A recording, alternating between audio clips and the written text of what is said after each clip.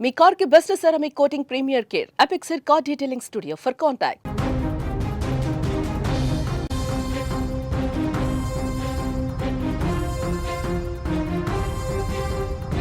ఐబొమ్మ రవిని 2 రోజుల పాటు విచారించారు. ఈరోజు 3వ రోజు విచారించబోతున్నారు. నిన్న 2వ రోజు 6 గంటల పాటు విచారించారు అధికారులు. ముఖ్యంగా ఏజెంట్లు, గేమింగ్ యాప్ల నిర్వాహకులతో రవికి ఉన్నటువంటి లింకుల మీద కూడా ఆరా తీస్తున్నారు. తమిళ, హిందీ వెబ్సైట్స్ నుంచి రవి సినిమాలు కొనుగోలు చేసినట్లు ఈ విచారణలో గుర్తించారు. అలాగే మూవీ రూల్స్ వెబ్సైట్ నుంచి కూడా భారీగా సినిమాలు కొనుగోలు చేసినట్టుగా తెలుస్తోంది. అయితే వాళ్ళకి క్రిప్టో కరెన్సీ ద్వారా డబ్బులు చెల్లించినట్లుగా గుర్తించారు. కరేబియన్ దీవుల్లో ఒక ప్రత్యేకమైనటువంటి ఆఫీసును కూడా ఏర్పాటు చేశారు. వీనికి సహకరించేందుకు ఒక 20 మందిని యువకులను కూడా రవి నియమించుకున్నట్టుగా తెలుస్తోంది. మొత్తం కూపీలాగుతున్నారు. రవికి సంబంధించినటువంటి సమాచారం మొత్తం కూడా రాబడుతున్నట్టుగా మనకి సమాచారం వస్తుంది. ఎందుకంటే రవి ఎప్పుడైతే ఈ సినిమాలను పైరసీ చేసి ఐబొమ్మ లాంటి వెబ్సైట్లో ఆయన వదలటం జరిగిందో అప్పటి నుంచి కూడా అతని మీద నిఘా ఉంది. పోలీసులకి కంప్లైంట్లు వెళ్తున్నాయి సినిమా ఇండస్ట్రీ నుంచి. అయితే అతను ఇండియా వచ్చిన క్రమంలో కూకట్పల్లిలో ఉన్నాడన్న విషయం తెలుసుకున్నటువంటి పోలీసులు అతన్ని అరెస్ట్ చేశారు. అరెస్ట్ చేసి ఇప్పుడు కస్టడీలో కూడా తీసుకున్నారు. కస్టడీలో చాలా కీలకమైనటువంటి ఇన్ఫర్మేషన్ని రాబడుతున్నటువంటి పరిస్థితి ఉంది. ముఖ్యంగా అతను ఆయా వెబ్సైట్స్లో ఏ విధంగా నడిపిస్తున్నాడు, సినిమా పైరసీ ఏ విధంగా చేస్తున్నాడో కూడా చాలా క్లియర్గా కూపీలాగుతున్నారు పోలీసు అధికారులు. ఎందుకంటే అతను చాలామంది భారతదేశంలో వివిధ రాష్ట్రాల్లో అతనికి సహకరించే వాళ్ళు ఉన్నారు. కొంతమంది యువకులు పైరసీ చేసి వాటిని రవికి ఇస్తున్నట్టుగా తెలుస్తోంది. నేరుగా ఐబొమ్మ రవి సినిమాలను పైరసీ చేయటం లేదని కూడా ప్రాథమికంగా ఇప్పుడు గుర్తించారు.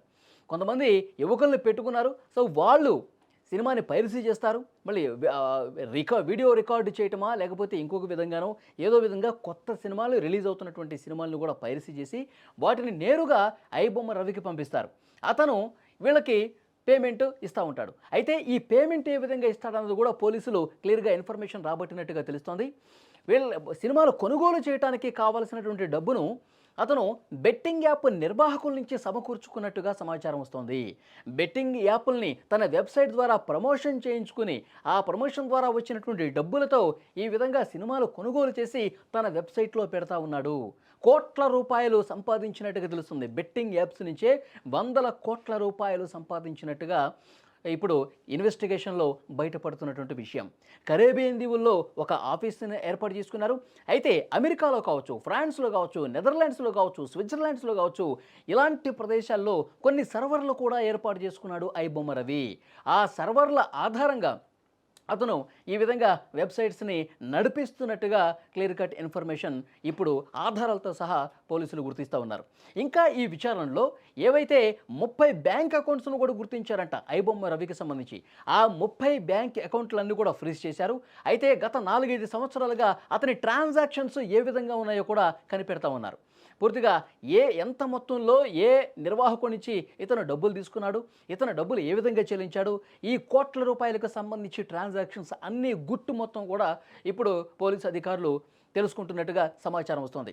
మరొక ముఖ్యమైనటువంటి విషయం ఏంటంటే క్రిప్టో కరెన్సీలోనే ఇతను చెల్లింపులు చేస్తూ ఉన్నాడనేది కూడా చాలా క్లియర్గా పోలీసులు అతని ట్రాన్సాక్షన్స్ని పరిశీలించిన మీదట అర్థమైనటువంటి పరిస్థితి ఉంది. ఇంకా చాలా కొత్త విషయాలు బయటకు వస్తున్నాయి. ఇంకా 3 రోజుల పాటు అతన్ని విచారించే అవకాశం ఉంది కాబట్టి ఈ విచారణలో కొన్ని కీలకమైనటువంటి విషయాలు కూడా రాబట్టే అవకాశం కనిపిస్తుంది. అతను ఏ దేశాల్లో తిరుగుతూ ఉన్నాడు, అతని కింద పనిచేసే వ్యక్తులు ఎవరు, ఇక్కడ హైదరాబాద్లో ఎంతమంది ఉన్నారు, ఇవన్నీ కూడా మరికొద్ది రోజుల్లోనే క్లారిటీ వస్తుందని తెలుస్తోంది. మరోవైపు ఇతని దగ్గర పనిచేసే వాళ్ళకి సంబంధించిన డీటెయిల్స్ ఏమీ చెప్పట్లేదు ఐబొమ్మ రవి. అలాగే బెట్టింగ్ యాప్ నిర్వాహకులు ఎవరు, ఇది చాలా కీలకమైనటువంటి ప్రశ్నగా తెలుస్తోంది.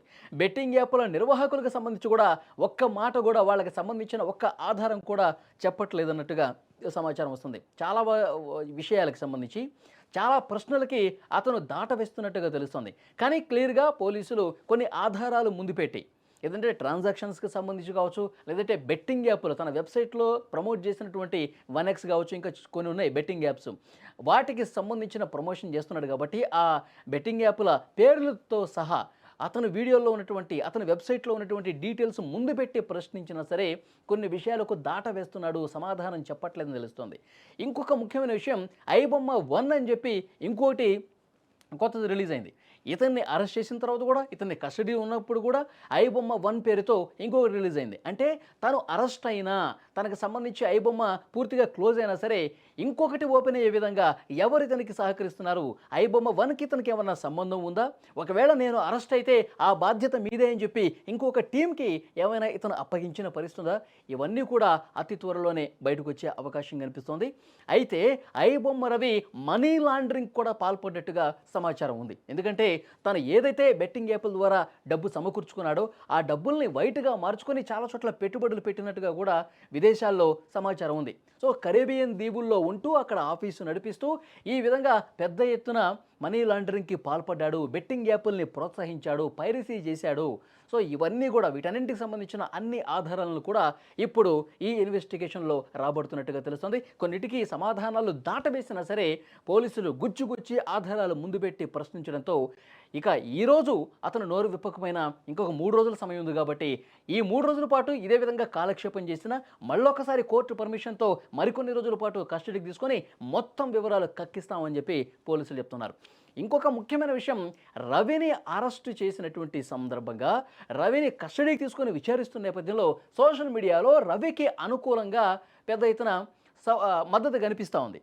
ప్రతి ఒక్కరూ కూడా సామాన్యులు, మధ్యతరగతి ప్రజలు, నేను సామాన్యుడిని, నేను థియేటర్కి వెళ్ళి సినిమా చూడలేను, నాకు రవి దేవుడు, రవిని అరెస్ట్ చేయడం కరెక్ట్ కాదు, రవి మంచే చేశాడు, ఇండస్ట్రీలో ఉన్నటువంటి పెద్దలే, థియేటర్లు నడిపిస్తున్న వాళ్ళే, మల్టీప్లెక్స్ల యాజమాన్యాలే మా రక్తాన్ని పీల్చి పిప్పి చేస్తూ ఉన్నాయి, రవి మంచోడు అన్నట్టుగా ఆయనకు సపోర్టుగా మాట్లాడుతున్నటువంటి పరిస్థితి.